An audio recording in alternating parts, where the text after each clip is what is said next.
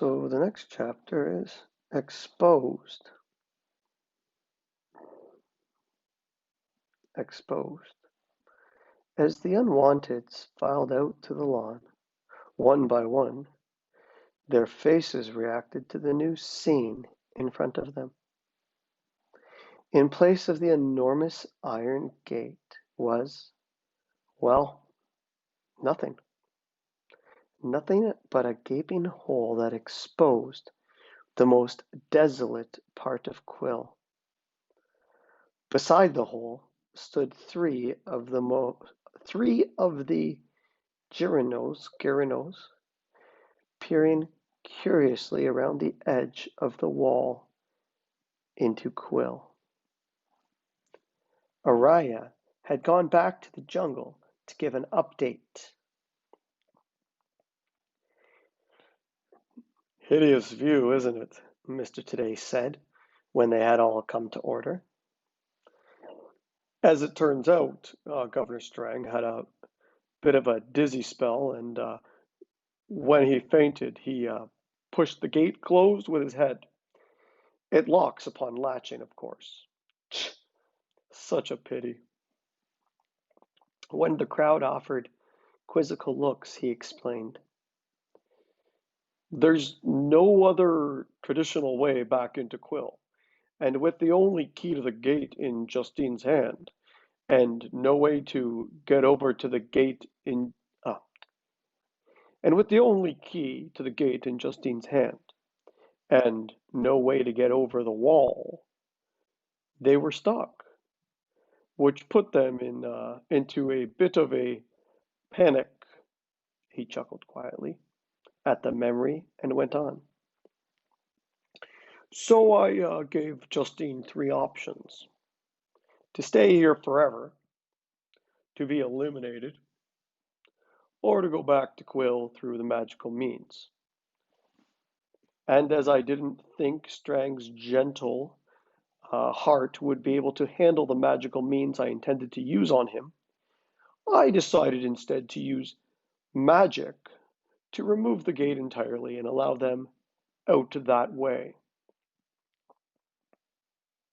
But, several voices sputtered and erupted into a melee of questions. "Aren't you going to put it back? Can they come in here?" Mr. Today held up his hands for silence. "I understand your concerns. Yes, they can see in, just as we can see out." After the next round of murmurs, Mr. Today nodded seriously. "And yes, you may come and go as you please. Now, just as the people of Quill will be able to enter and leave here, though I doubt we'll see anyone but the Quilitary coming in. The necessaries won't even be told about it, I'm sure." This brought an outcry, and several Unwanteds jumped to their feet in protest. Patiently, Mr. Today waited for silence, and then he waited a moment longer, as if the decision had weighed heavily on his mind. Finally, he spoke. "Friends, hear me out, won't you?" He paused, gathered his words, and went on. "Now that we have been discovered, I loathe the idea of continuing to hide Arteme. Be assured that the Quilitary is finding out about us right now, and they will soon be on their way to attack. They wanted all of you dead once, remember? Now they want me dead most of all. Do you think they will simply say, 'What? You've been tricking us all these years? Oh, that's all right,' and leave us be?" He shook his head. "No, and I've never led you to believe that. This is the big opportunity they have been saving all their rage for. The removal of the gate gives us, the people of Arteme, more options. It allows for easy exit. and it allows us to see them coming. A question came from the front of the crowd.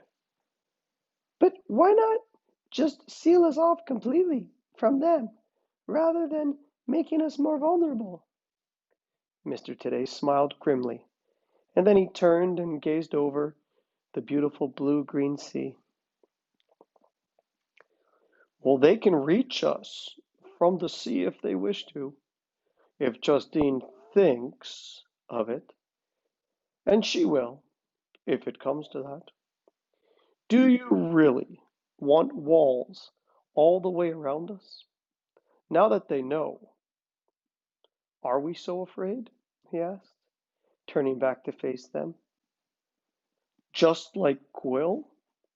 He waited to see if anyone would speak, and when no one did, he continued, I'd rather die fighting to keep us free, to do as we wish, fighting to be free, to come and go as we please, fighting so we no longer need to hide, fighting the fear that all of you were programmed since birth to have, fighting against Quill's bigotry, which says brains and brawn are better, or more important than creativity.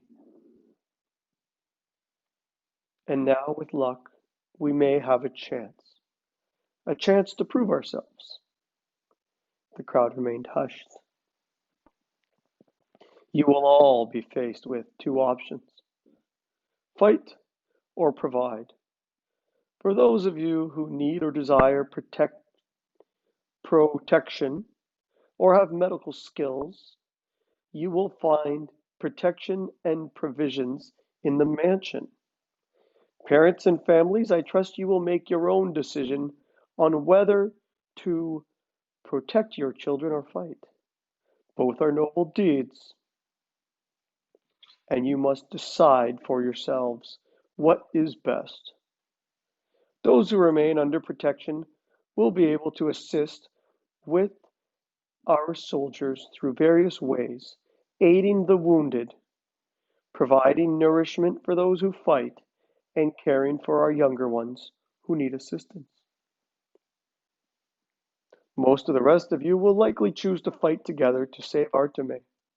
Mr. Today's eyes traveled to the very back of the crowd and alighted on Will Blair, who squirmed uncomfortably, and then the mage looked at Samid, who looked at the ground. I need not remind any of you that if you choose to enter Quill without the benefit of an organized team, you are taking your life into your own hands. Mr. Today looked at Claire and nodded to her. Miss Morning is your commander-in-chief. You have done your drills. Keep your wits about you.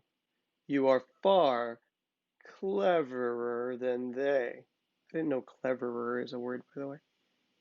Use your imaginations to your advantage. And please, though you owe me nothing, I ask a favor. He leaned forward in earnest. Do not strike first. If there is to be a battle, let it be they who start it. As I often say, we do not know what will happen until it happens. Perhaps by some miracle, they will choose. Mr. Today stopped abruptly as Jim, the winged tortoise, flew in from the direction of the jungle and landed at his feet. The man bent down, and Jim whispered something in his ear, while the crowd inched forward, curious. It took a very long time for him to pass along the information, but no one expected otherwise where Jim was concerned. Will Blair took the tortoise distraction as an opportunity to make himself invisible and slip away. After a long moment, Mr. Today stood upright. Thank you, Jim. That's perfect. He spoke again to the crowd on the lawn. Our friends of the jungle have agreed to stand with us and fight. They, along with the statues, will help protect the mansion at night so that we might rest in safety should the battle tarry on. He took a deep breath and smiled encouragingly at his beloved Unwanteds. Any questions? Lanny raised her hand. How will we know when they are coming? And then what do we do? Mr. Today smiled warmly at the girl. We have spies, lookouts. They'll give us plenty of warning. You'll know almost immediately via your blackboards. The old man glanced at Alex and teased. Everyone, please, keep your blackboards on full volume. Alex smiled weakly. He had nothing to worry about, since Clive no longer had a shush button. When you receive your orders, follow them. It's that simple. Have your component vests loaded and your weapons ready. Changing perspectives here, I think. Yep, here we go. Oof. As the crowd went back into the mansion to prepare, Mr. Today called out to Zamid. A word, please, he said. Zamid grabbed Alex's arm. Did you tell him about me? His eyes were wild. Yes, Alex answered truthfully. But I said that you probably didn't know what Will was really up to. I didn't know, Samid said. You have to believe me. I thought we were just going to scare him. I didn't know. Alex pressed his lips together. You'd better go. Samid bit down on his bottom lip. His brow furrowed and stared at Alex with an intensity Alex had never seen before. Believe me, Samid whispered. I wouldn't do that to you. Then he realized his grip and jogged slowly over to the mage. Yes, sir. There are a few things we need to talk about, and some things for you to think about, Mr. Today said. He pulled him to a quiet spot on the lawn, and the two sat down together, Samid staring at the grass nearly the entire time. When they had finished their conversation, Samid walked slowly to the mansion, a stricken sort of look on his face, and went straight to his room. And Mr. Today scoured the mansion and grounds in search of Will Blair, alerting all of his contacts to watch out for the young man. But Will was nowhere to be found.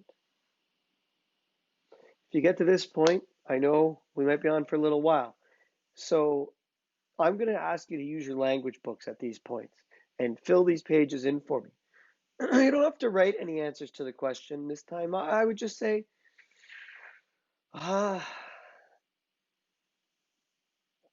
draw me your emotions, your feelings. Are you scared? Are you scared for them?